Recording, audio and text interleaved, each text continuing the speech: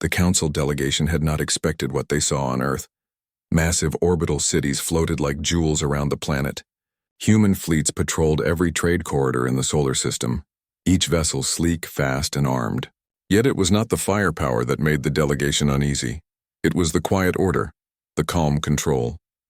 Every human ship moved as if it were part of a single mind, precise, disciplined, and ready. Speaker Ryan stepped cautiously through the Pacific Command Dome. His crystalline body glimmered in the bright interior lights, but there was a tremor in his tone. "Ambassador Grant, you've built an empire even without us." Elias Grant did not answer immediately. Instead, he walked slowly toward a holographic display showing the solar system's patrol routes. "This is not an empire," he said finally. "It's a precaution.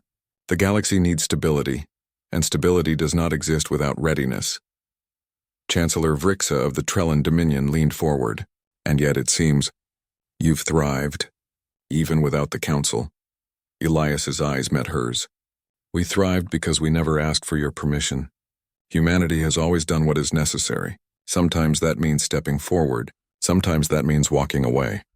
The alien delegation exchanged nervous glances. None of them had seen humans speak this way in person. In council chambers, humans had been cooperative, restrained, and cautious. But here they were calm, confident, and unyielding. Over the next days, the delegation toured the heart of human civilization. On Mars, they saw massive shipyards producing fleets that dwarfed the Council's largest vessels. Docking bays stretched for miles, each bay filled with starships and cargo haulers. Workers moved in perfect harmony, guided by AI but supervised by humans. On Luna, the delegation witnessed energy grids that were almost magical in efficiency. Cities glowed without pollution, water systems functioned flawlessly, and research facilities were producing new technologies faster than the Council could imagine. Even in the outer colonies, humans had built stations capable of defending themselves without Council support. Fleet formations, planetary shields, and rapid response squads ensured no threat could take advantage of human absence. Ryan turned to Elias. "You built all this, while the Council believed you were weakened?" Elias smiled faintly. "Weak?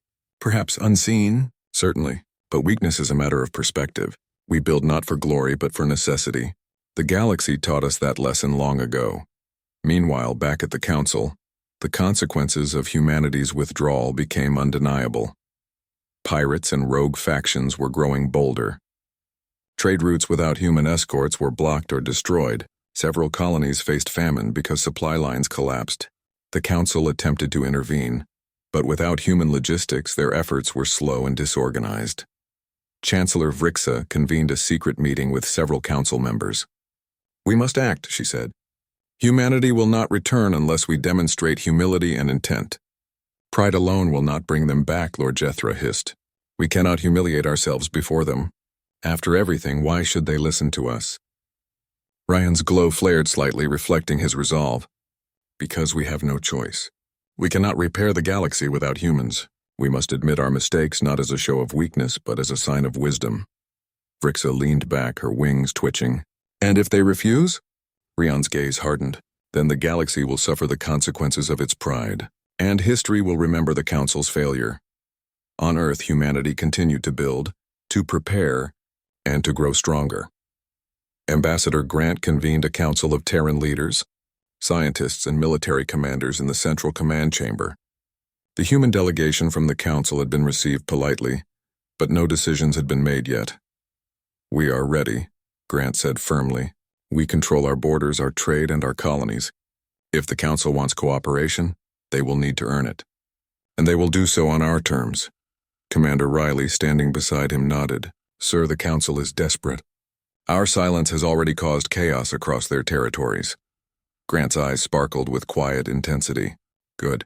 Let them feel the consequences. Sometimes the only way to gain respect is to step aside and let the world notice your absence." The Council delegation returned to their ship that evening. "Have you ever seen such organization?" Admiral Sarthan whispered to Rion. Rion nodded slowly. "Yes, but it is more than organization. It is purpose. Every human ship, every city, every research station is a reflection of their vision. They do not act for power alone. They act because it is necessary. They act because they care about their own, and they will not allow others to threaten them. Rix's antennae twitched nervously. We underestimated them. Truly underestimated them. Rion's eyes glowed faintly. Pride always blinds. And when it blinds a council of 100 species, it can cost entire worlds.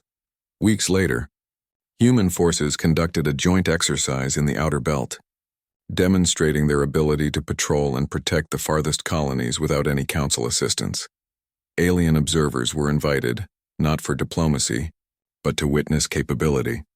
Thousands of ships moved in perfect synchrony, forming defensive screens, blocking simulated attacks, and demonstrating rapid repairs after mock damage. The aliens watched in awe. When the exercise ended, Ambassador Grant addressed the observers.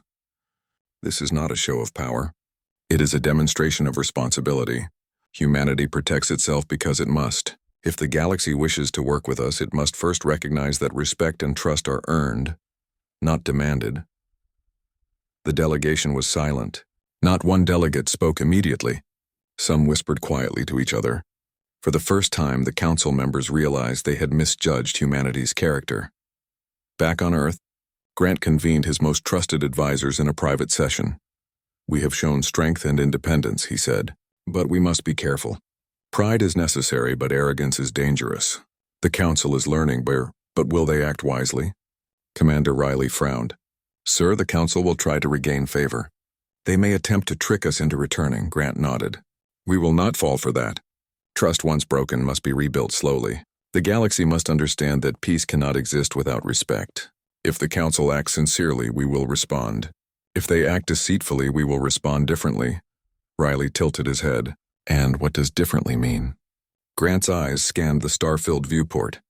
It means the galaxy will finally learn that humans do not compromise on principle, and that lesson will not be forgotten.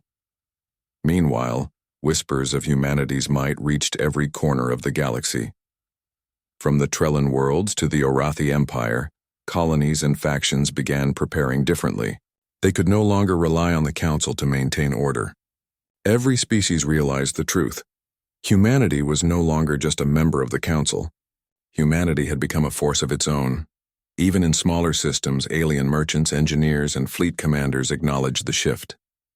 Human absence was not weakness. It was influence, and it spread silently like a tide moving through the stars. In a quiet moment, Elias Grant stood on the observation deck of UHS Resolute, looking toward the distant reaches of the galaxy. Commander Riley joined him quietly. Do you ever wonder what would have happened if we had accepted their terms back at the council? Elias shook his head. No, we would have gained temporary peace but lost respect. The galaxy would have believed it controlled us. And humans never accept control. Not from strangers, not from friends, and certainly not from those who underestimate us. Riley studied the stars. And now? Elias smiled faintly. Now the council understands their mistake. They will either earn our cooperation, or they will watch the galaxy crumble without us. The two stood silently, gazing at the stars. Each point of light reminded them of the worlds humanity had touched, the colonies it had built, and the civilizations it had protected. One day the council would have to reckon with the cost of pride. One day they would understand that humans did not leave because they were weak. They left because humanity's principles demanded it. And that day when it came would reshape the galaxy forever. The Galactic Council had never felt such pressure. Every sector, every trade route, every colony beyond human space was faltering. Systems once thriving with alien collaboration now struggled to survive. The Council's fleets were grounded, ports were empty, and communications lagged as critical relays failed. Speaker Rion convened an emergency meeting. This time it was not about blame or politics. It was about survival. Enough, Rion said firmly, his crystalline voice echoing through the chamber. The galaxy is unraveling. We cannot endure another month like this. We must face reality. Humans are not just members of this council. They are its backbone. Without them, we fall. Chancellor Vrix's wings twitched nervously. And what do you propose? We admit defeat? Rion's glow flared. We admit our failure. We acknowledge that we treated humans unfairly. We will go to them not as rulers, but as equals. And we will hope that they have mercy on the rest of us, Lord Jethra hissed sharply. Mercy, they will not have mercy. They will demand respect, and we deserve it? Rion's eyes glimmered with quiet steel. If we wish to survive, we have no choice. Meanwhile, humanity prepared for the Council's arrival. From the Pacific Command Dome on Earth, Ambassador Elias Grant watched the approaching ships. Hundreds of vessels glided across space, sleek and orderly, carrying the Council delegation. Commander Riley stood beside him. "Sir, they come with sincerity. I think this time they truly understand." Elias did not reply immediately. Instead, he studied the alien ships, noting the careful formation, the unarmed posture, the respectful distance. "Perhaps," he said finally, "but sincerity must be proven."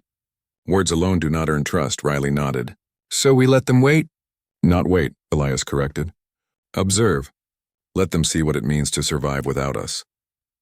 The Council delegation landed at Earth Orbit Station 1. Humans had prepared an elegant reception, not ceremonial pomp, but precise, controlled, and clear.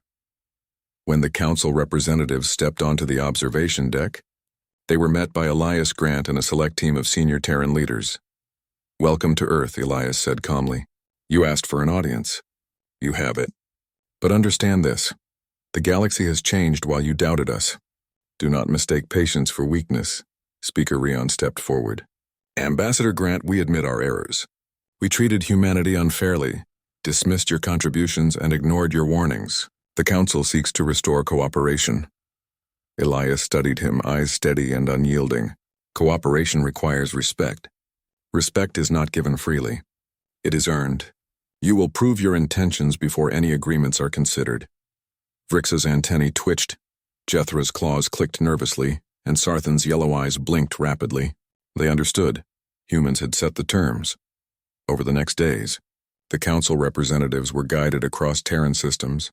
They saw colonies flourishing under human management. Even in the outermost sectors, supply lines were smooth and precise. Defense systems patrolled dangerous sectors with efficiency that even Council fleets could not match. They watched simulations of emergency response exercises. Entire fleets coordinated faster than any alien command structure. Systems that had failed without humans now functioned flawlessly, Rion observed quietly. "All of this, while we failed to notice?" Elias nodded. "You doubted our resolve. You thought absence meant weakness. You were wrong. Absence means accountability, and when humans withdraw, the consequences are unmistakable." Vrixa looked down, shame evident in her posture. "We misjudged you," Jethra hissed softly. "We were arrogant." Elias's gaze softened slightly, though his tone remained firm. "Arrogance is costly. Remember this, and perhaps we can prevent more suffering." The Council now faced a difficult truth. Humans did not need them. The galaxy could function, but the cost of doing so without human cooperation was enormous. Systems were failing. Trade was collapsing. Civil unrest was spreading. Rion realized the lesson. Humanity is not merely a member of the Council. They are the glue that binds the galaxy. Without them, we are fractured, vulnerable, and slow to act. Our pride almost destroyed the galaxy. The other delegates nodded. Some visibly humbled, others silent in contemplation. Ambassador Grant called the Council delegates to the Central Council chamber on Earth, a large hall built for diplomacy and observation, not for display of force. "You have seen our systems," he said calmly. "You have seen the results of your misjudgment. Now the question is simple. Will the Council act with wisdom?" Speaker Rion bowed slightly. "We will. We ask for your guidance, your cooperation, and your permission to work together, as equals." Elias considered him for a long moment. The galaxy has learned 2 lessons. 1. Humanity does not surrender principles. 2. Humanity does not compromise on respect. If the Council wishes to survive, you must prove your sincerity. And that proof begins with actions, not words. Vrixa stepped forward. "And if we fail?" Elias's expression was firm. "Then you will face the consequences of pride. And humanity will not intervene twice." The next several weeks were unlike any period in the Council's history. Council representatives worked closely with Terran engineers, scientists, and fleet commanders. They rebuilt trade routes, coordinated emergency relief efforts, and repaired broken colonies. The aliens learned quickly that cooperation was not negotiation. It was observation and discipline. Humans expected efficiency, honesty, and precision. Every mistake was corrected immediately. The Council realized how much they had underestimated humanity. Not their strength, but their sense of responsibility, their ingenuity, and their unwavering principles. Ships once considered the largest in the galaxy now seemed small, next to the precision and coordination of human fleets. Colonies once thought insignificant now shone with technological achievement and order. And everywhere the aliens looked, they saw the same truth. Humans did not seek domination. They sought order, fairness, and respect.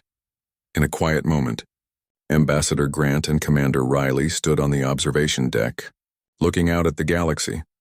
"The Council has learned humility," Riley said. Grant nodded slowly. "Yes, and respect," Riley frowned.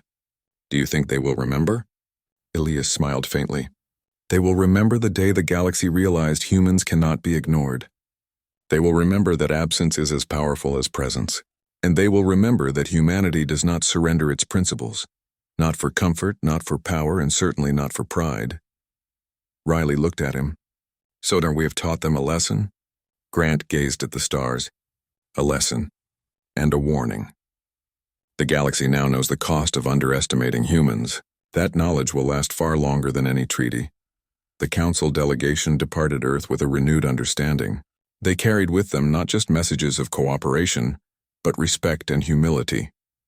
Back in the Council chambers, Speaker Rion addressed the remaining delegates. "We have seen the truth. Humanity is not merely a member of the Council. They are its foundation. If we wish to survive, we must act with integrity, not arrogance. We have been humbled, and we are better for it." Lord Jethra, Vrixa, and Sarthan nodded quietly. They had learned the ultimate lesson. Pride cannot replace respect, and strength without principles is meaningless. On Earth, humanity continued to grow, not as conquerors, but as protectors and innovators. The Council now cooperated willingly, but it was always clear who set the example. Humanity did not seek dominance.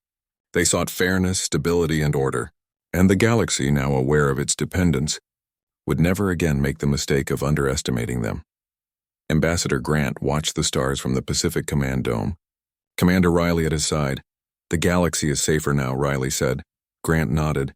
"Yes, but safer because they learned, not because we acted. Humanity's power is not in weapons. It is in purpose, in principle, and in the will to stand firm when others waver. The galaxy will never forget that again." Riley smiled. "And if they do?" Grant's eyes glimmered with quiet certainty. "Then we will remind them. Humanity never forgets. Humanity never surrenders. And humanity always endures."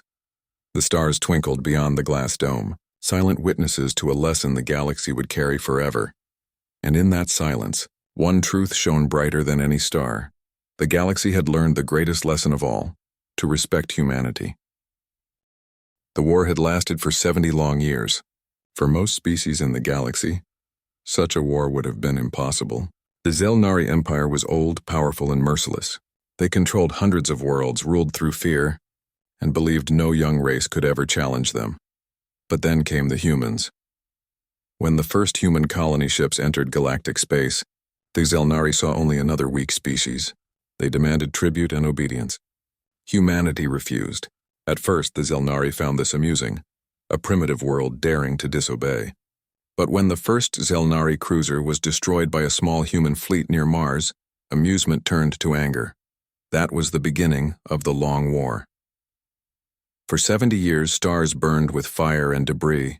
Cities on both sides were destroyed. Millions died. Yet humanity never surrendered. Every time a fleet fell, a new one rose. Every time a colony was lost, survivors built a new home somewhere else. It was as if the human spirit could not be broken. The galaxy watched with disbelief. Species that had long bowed to the Zelnari began to whisper about the strange, stubborn humans, the ones who refused to die quietly. Now, after so many decades, the war was ending. The Galactic Council had finally intervened, demanding peace talks. Both sides were exhausted. Even the mighty Zelnari had lost too much. Their fleets were smaller, their empire stretched thin. Humanity had bled deeply but had grown stronger in unity and technology. The Council chose a neutral place for the peace meeting, the Starhaven Station, built around a fading sun at the edge of known space. Delegates from over 100 species gathered there, each representing their people, their hopes, and their fears. The Zelnari arrived first, as always. Their ships were black and gold, shaped like blades, gleaming with pride and arrogance. Their High Chancellor, Vorak, was a tall creature with scales that shimmered under the light. He spoke with a voice that always expected obedience. When the human fleet finally appeared, the galaxy fell silent. The human ships were not beautiful. They were heavy, scarred, and dark with battle marks. Some carried old hulls patched with new metal, but they flew in perfect formation, disciplined and proud. On the side of the lead cruiser, bold white letters read, UHS Resolute, the flagship of Earth's diplomatic fleet. Ambassador Evelyn Holt stood on the command deck of the Resolute. Her hair was streaked with gray, her uniform simple and unadorned except for a small medal, the mark of a survivor. She had seen more destruction than anyone should, yet her eyes were calm. Her crew watched her as she looked out at the vast meeting station ahead. For them, this wasn't just another mission. This was the end of a story written in blood and courage. Ambassador, her first officer said quietly, the council is waiting. Evelyn nodded. Let them wait a little longer, she said softly. After 70 years, they can wait 5 more minutes. When the human delegation entered the main chamber of Starhaven Station, every eye turned to them. The council hall was massive, a circular room of shining metal and glass, where gravity was balanced to suit every species. In the center stood the peace table, a wide oval made of silver crystal. Around it sat representatives of dozens of worlds, insectoid, reptilian, aquatic, and humanoid. The Zelnari Chancellor Vorak sat at the far end, tall and motionless, his piercing eyes fixed on Evelyn. The faint curve of his lips looked like a smile, but it wasn't kind. Ambassador Holt of Earth, announced the council speaker, a glowing being of light.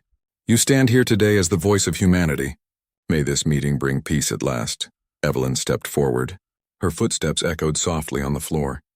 She gave a respectful nod. For peace, we are always willing to listen. Vorak leaned forward.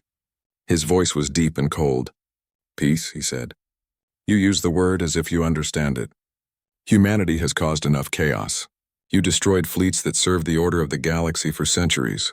You attacked worlds that had never even heard your name. You have spilled much blood, including your own. His tone was sharp, but Evelyn didn't flinch. The war was not of our choosing, she replied. When your ships demanded we kneel, we chose to stand. Murmurs rippled through the chamber. Some delegates nodded quietly. Others looked away, afraid of the Chancellor's glare. Vorak's claws tapped on the table. Always the same human arrogance, he hissed. You mistake stubbornness for strength. Evelyn's eyes narrowed. And you mistake fear for respect. The silence that followed was heavy. Even the council speaker hesitated before continuing the discussion. As the day went on, the talks continued. The Zelnari listed their terms for peace, terms that sounded more like punishment. They wanted human fleets disbanded, outer colonies placed under supervision, and Earth to pay reparations for disrupting galactic stability. Evelyn listened to it all. Her expression remained calm, but her heart was steady with quiet fire. Every time Vorak spoke, she could almost hear the voices of the people she represented. The miners on Mars who worked through airless nights.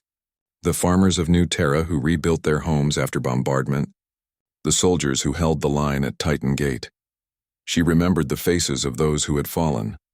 Her brother lost in the Second Sol Defense. Her mentor who died negotiating with allies who later betrayed humanity out of fear. She carried their memories like armor. When the Chancellor finally finished, Evelyn spoke again. You speak of stability, she said, but for 70 years your stability meant silence, the silence of those who obeyed out of fear. Humanity will not live in that silence. The words echoed through the chamber. Some delegates looked inspired. Others looked frightened. The council speaker tried to ease the tension. Perhaps, it said, we can find balance. The humans have shown great endurance. Perhaps both sides can step away from destruction. Vorak sneered. Endurance? They survived because we allowed it. We grew tired of chasing them across worthless rocks. Evelyn looked directly at him. If you truly believe that, Chancellor, she said softly, then you have already lost. For the first time, Vorak had no answer. His eyes narrowed, but he said nothing. As the first session ended, the human delegation returned to their quarters. The air in the corridors felt heavy with judgment. Aliens avoided meeting their eyes. Some whispered about the dangerous humans. Others whispered something else. The humans who would not kneel. In the quiet of her quarters, Evelyn stood by the window, watching the fading star outside. Its light was weak but still beautiful.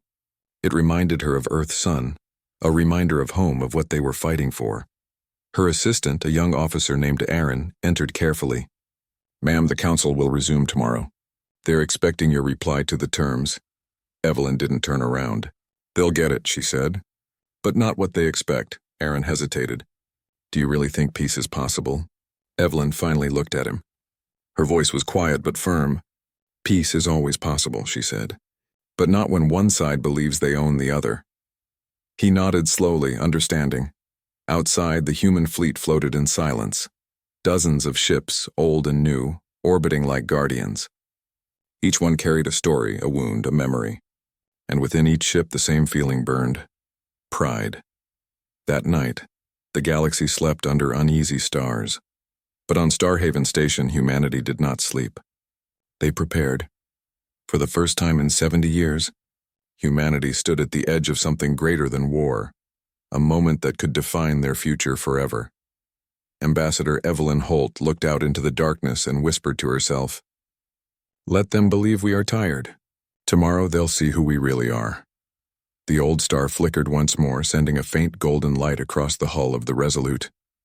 The long war had ended, but something new was about to begin. Morning arrived on Starhaven Station, though there was no real sunrise. The ancient star outside the glass panels still burned weakly, its light dim but steady. For most species in the station, the day began with quiet greetings and ceremonial gestures. For humans, it began with silent preparation. Ambassador Evelyn Holt stood in front of a mirror, adjusting the collar of her gray diplomatic uniform. The cloth was clean but worn, showing faint marks of time and duty. She didn't wear jewelry, only a small Earth insignia pinned on her chest, a simple blue and white emblem of a world that had endured. Her aide, Aaron, entered with a small datapad. "Ma'am," he said softly, "the council has confirmed the second session. It begins in 2 hours." Evelyn nodded without turning. "How's the crew?" "Restless," Aaron admitted. "They've seen the Zelnari warships docked nearby. Some of them still remember the siege of Europa. The sight brings back memories." Evelyn took a deep breath. "It should. We're not here to forget the past. We're here because of it." The peace chamber was brighter today. The council had opened the dome panels to let the starlight in. The silver crystal table reflected it like a river of light. Representatives filled their places, insectoid envoys clicking their mandibles, reptilian diplomats shifting restlessly, and glowing energy beings hovering in silence. The Zelnari Chancellor Vorik arrived last, surrounded by his guards. His golden robe shimmered with symbols of victory. He sat down slowly, as though the entire chamber existed for his convenience. When the human delegation entered, the atmosphere shifted again. Dozens of eyes turned toward Evelyn Holt. Some looked curious, some cautious, and a few even admiring. The council speaker, glowing like a gentle flame, raised its voice.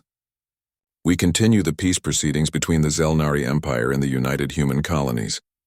Today we will discuss the terms of future cooperation." Vorik smiled faintly. "Cooperation," he repeated as if testing the word. "A pleasant term. I prefer honesty. What we truly seek is control. For their safety, of course." A few nervous laughs came from his allies. Evelyn said nothing. She simply folded her hands on the table and waited. The Chancellor continued. "Humanity must accept its limits. The Council cannot allow your people to keep building warships. You are young, impulsive, and dangerous. The galaxy needs stability, and we are that stability." Evelyn looked directly at him. "Stability is not peace, Chancellor," she said quietly. "It is only silence forced by fear." The room fell silent. Even the council speaker hesitated before speaking again. "Ambassador Holt," it said, "perhaps we can find a balance. The Zelnari are right that too much military power," Evelyn interrupted gently, "is not something we wanted. But we learned that power is the only language some understand." She turned her eyes around the room, meeting the gaze of every species. "For 70 years, humanity fought alone. We asked for help, but the council told us to stand down, to surrender. We didn't. And now we are here not because of mercy but because of will. A murmur rose through the chamber. Some delegates whispered among themselves, and a few nodded in quiet approval. Vorak leaned forward. "And yet," he said, his voice smooth, "you come here begging for peace, begging for mercy." Evelyn shook her head slightly. "No, Chancellor. We come here offering peace." "There's a difference," Vorak's yellow eyes flashed. "You think you have the right to offer anything? You are insects playing at war. We could have destroyed Earth if we wished." Her calm voice cut through the air. "Then why didn't you?" The question struck like a silent thunder. The Chancellor's expression hardened, but he didn't answer. Evelyn continued. "You didn't because you couldn't. You found something you didn't expect. Resistance. Humans don't quit. You taught us pain, but pain taught us strength." The council chamber stirred again. The speaker raised a hand of light. "Ambassador, please." "Let us remain civil." Evelyn's tone stayed calm. "I am being civil. I'm only reminding the council why humanity still stands." She looked around. "We built ships in asteroid fields when our worlds burned. We trained soldiers in the silence of space. We carried our wounded through radiation storms and rebuilt under fire. And when the Zelnari thought they had destroyed us, we rose again." Her voice grew stronger but never shouted. "So no, we do not beg. We came here to listen, but not to kneel." The council chamber fell silent once more. Hours passed. The negotiations dragged on. The Zelnari demanded impossible things: control over human trade routes, permanent observation stations on human planets, and even the right to decide where human ships could travel. Evelyn listened to each demand, her expression unreadable. She let them speak until they ran out of arrogance. Finally, the council speaker asked gently, "Ambassador Holt, what are humanity's terms?" Evelyn stood slowly. The movement was calm but deliberate. Every eye followed her. "Our terms are simple," she said. "We will withdraw our fleets from your borders. We will not attack. We will not conquer, but we will never again bow to any empire." The Chancellor scoffed. "You think you have the strength to stand alone in this galaxy? Without the Council, without allies, without guidance?" Evelyn met his gaze. "We've already done it for 70 years. For the first time, a faint tremor crossed Vorak's calm face. The human ambassador continued. "We did not come here to ask permission to exist. We came here to make sure you understand that we will exist, with or without your approval." The silence that followed was deep and heavy, like the stillness before a storm. During the recess, Evelyn walked out into the observation deck. The stars stretched like endless silver dust outside the glass walls. She leaned against the railing, feeling the quiet hum of the station beneath her. Aaron joined her. "That was powerful," he said softly. "But you've made them angry." Evelyn smiled faintly. "Good, anger means they're listening." He hesitated. "Do you think they'll accept peace on our terms?" She shook her head. "No, they'll try to twist it. The Zelnari can't imagine a world where humans stand as equals. They only understand control. Then why are we still here?" Aaron asked. Evelyn looked out at the dark star. "Because the galaxy needs to see." "They need to hear the truth. Even if the peace fails, our words will stay. They'll remember who we are." Her eyes softened as she looked at the distant specks of light, stars where human colonies now lived, far from Earth, free and alive. They'll remember that humanity never surrendered. When the session resumed, the tension was heavier. The Chancellor's patience had thinned. He leaned toward the council speaker and said, "If they refuse our terms, then this meeting is pointless." Evelyn's calm voice answered before the speaker could reply. "Peace built on submission is not peace. It's slavery." Vorak rose suddenly, his robes shimmering. "You speak like a warrior, not a diplomat." "I speak like a survivor," Evelyn replied. The council chamber trembled with quiet murmurs. The speaker finally said, "Enough. We will adjourn for today. Both sides should reconsider their positions." As the Zelnari delegation left, Vorak gave one last cold smile. "Reconsider carefully, Ambassador. The galaxy is not kind to those who stand alone." Evelyn watched him go, her expression unreadable. "Neither is humanity," she whispered under her breath. Later that evening, Evelyn sat in her quarters writing her report. Her words were simple but carried weight. "They believe we are tired. They believe we will accept their control for the promise of peace. They are wrong. Humanity does not yield. Tomorrow I will show them." She closed the report and looked out once more at the stars. Somewhere beyond that dying sun, Earth still turned, blue, bright, and alive. Billions of hearts beat there, unaware of the words spoken in the far reaches of space. But everything she did here, every word she said was for them. The war had forged humanity in fire. Now it would test them in peace.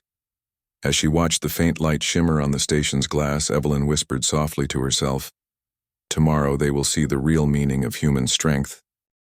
The peace talks continued for 3 more days. Each session felt longer than the last. The same arguments repeated again and again. The Zelnari demanding control, the Council asking for compromise, and the humans quietly refusing to bend. Ambassador Evelyn Holt kept her composure. Every insult, every threat from Chancellor Vorak, every cold whisper from the Council members, she faced them all with calm eyes and steady words. But behind that calmness, something else was happening. Something the galaxy did not know. While the Council debated peace, humanity had already built its future. The Zelnari believed that humanity was desperate, that the war had left Earth weak and broken. What they didn't know was that humans had learned to survive in ways no other race ever had. Long ago, during the darkest years of the war, when Earth's skies burned and colonies fell, a secret project had begun. It was called Project Haven. A plan not for victory, but for survival. Hidden far beyond the borders of known space, humans had discovered an empty system. 7 planets, 3 of them habitable. There they built in silence.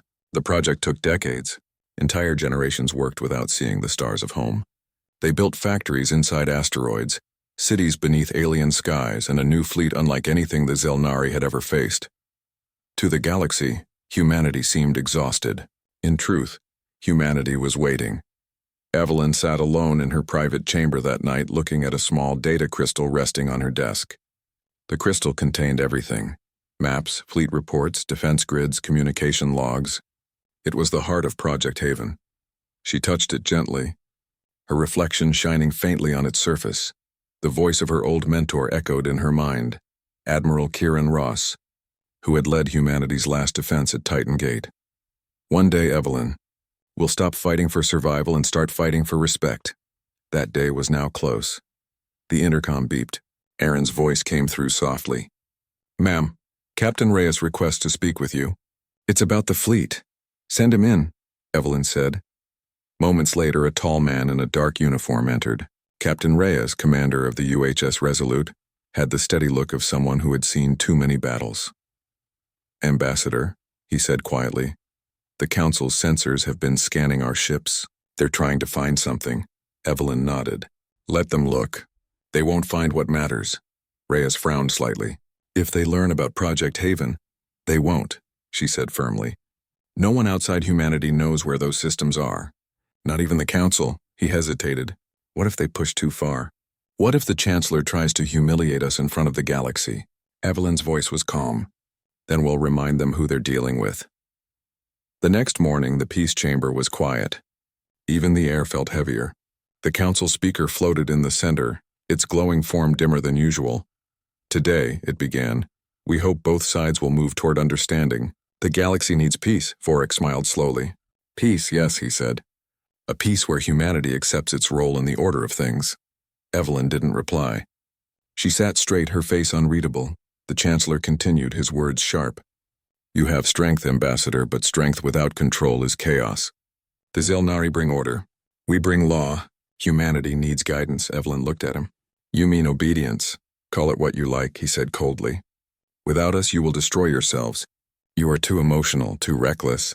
Evelyn leaned forward slightly. "If surviving your empire's war makes us reckless, then I'm proud of it." The chamber filled with whispers. Vorak's tail twitched in irritation. He turned to the Council speaker. "You see, this is why they cannot be trusted. They speak of peace, but all they want is power." The speaker hesitated, its glowing hands trembling slightly. "Ambassador Holt, the Council would like to see proof of your intentions. How will humanity ensure safety if your fleets remain active?" Evelyn's eyes softened, but her tone remained even. "You ask for trust, yet you never offered it. You fear our ships because they remind you we survived without you." The Council murmured again. Evelyn placed a small holographic cube on the table. "Allow me to show you something." She pressed a key, and the cube projected a series of calm images. Earth, shining blue and green, rebuilding. Colonies on Mars and Europa. Children walking in schools made of recycled starship metal. This, she said, is humanity now. We have rebuilt our world not for war but for life. We are stronger because we learned the price of peace. Vorak's eyes narrowed. And your fleets? Evelyn looked at him. We keep them, Chancellor. Because peace without strength is an illusion. After the meeting, many council members approached her privately. Some offered cautious respect. Others warned her that humanity's independence would anger the Xelnari Empire. But one delegate, a small bird-like being named Trisal, spoke quietly to her in the corridor. Your people. They remind me of ours long ago, Trisal said. We too stood against them once. We failed. But you might succeed. Evelyn smiled gently. We're not trying to win a war anymore. We're trying to stop another one. Tressel's eyes glowed faintly. Then I hope the galaxy listens. That night, Evelyn joined Captain Reyes and Aaron in the briefing room aboard the Resolute. A large screen displayed a map of the known galaxy, with dozens of bright dots, human colonies, Xelnari worlds, and neutral systems. Aaron pointed at the border region. The Chancellor's forces are moving ships near our colonies. They're pretending it's a security patrol. Reyes frowned. It's a threat, Evelyn nodded. Yes, they're testing us. They still think we'll bend if they push hard enough. She looked at them both. They don't understand. We've already prepared for this. Project Haven isn't just a dream anymore. The new defense grid is active. Every major colony is shielded. Every new ship is linked to the network. Reyes leaned back slowly. So that's it. They think we came here for peace talks. But really we came to tell them the truth. Evelyn smiled faintly. Exactly. Humanity doesn't need their permission anymore. Tomorrow I'll make that clear. Outside the station, the stars burned faintly through the darkness. The human ships floated like shadows, engines silent, weapons powered down, or so it seemed. In truth, beneath their dull gray hulls, new technology waited. Shields powered by fusion lattices, rail cannons that could strike from beyond normal range, stealth fields that could hide entire fleets, all built in secret far from the eyes of the Council. The galaxy thought humanity was weak. But humanity had simply been quiet. As dawn came again, the Council chamber filled one last time for the day's meeting. The tension was sharper now. Evelyn entered calmly, carrying the same small case as before. The Xelnari Chancellor glared at her from across the table. Ambassador, he said smoothly, you've made it clear that humanity will not accept guidance. Very well. Perhaps the Council should see what happens when you refuse to cooperate. He pressed a button on his wristband. A hologram appeared, showing several Xelnari fleets near the outer human colonies. Gasps filled the room. Evelyn didn't move. Her voice remained calm. That would be a mistake, Chancellor. Is it a threat? Vorak asked, smiling. No, she said simply. It's a warning. She opened her case and placed a small silver disc on the table. A soft blue light spread through the air. It showed the Sol system, Earth, Mars, Luna, surrounded by a massive energy field. This is the Sol defense net, she said. It's already active. It can stop any fleet that enters our space. You call us reckless. I call us prepared. The Chancellor's smile faded. Impossible, he whispered. Evelyn looked around the room. For 70 years you taught us fear. We learned. You taught us pain. We endured. You taught us war. We survived. Now we've learned enough. She gathered her documents. We came here for peace. But if peace means chains, then humanity walks away. And with that she left the chamber, her steps steady, her head high. Behind her, the Council members sat in stunned silence. Even the Xelnari didn't speak. For the first time in galactic history, the oldest empire realized humanity was not asking for permission. Humanity had already claimed its place among the stars.